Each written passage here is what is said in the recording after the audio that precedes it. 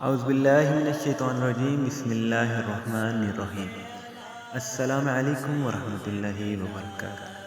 حضرت علی رضی اللہ عنہ حضرت محمد صلی اللہ علیہ وآلہ وسلم کے چہیتے چچا ابو طالب کے بیٹے تھے اور بچپن سے ہی حضور صلی اللہ علیہ وآلہ وسلم کے سایہ تربیت پائی تھی۔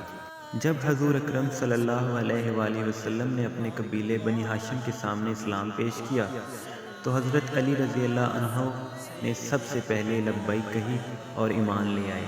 اس وقت آپ کی عمر 8 برس کی تھی۔ ہجرت کی رات حضرت محمد صلی اللہ علیہ وآلہ وسلم آپ کو ہی اپنے بستر پر لٹا کر مدینہ منورہ روانہ ہوئے تھے۔ ماسوائے تبوک کے تمام غزوات حضرت محمد صلی اللہ علیہ وآلہ وسلم کے ساتھ تھے۔ لڑائی میں بے نظیر شجاعت اور کمال جواں مردی کا ثبوت دیا۔ حضرت محمد صلی اللہ علیہ وآلہ وسلم کی چہیتی بیٹی فاطمۃ الزہرا رضی اللہ عنہ کی شادی آپ ہی کے ساتھ ہوئی تھی۔ حضور صلی اللہ علیہ وآلہ وسلم کی طرف سے خطوط اور عہد نامہ بھی بالعموم آپ ہی لکھا کرتے تھے۔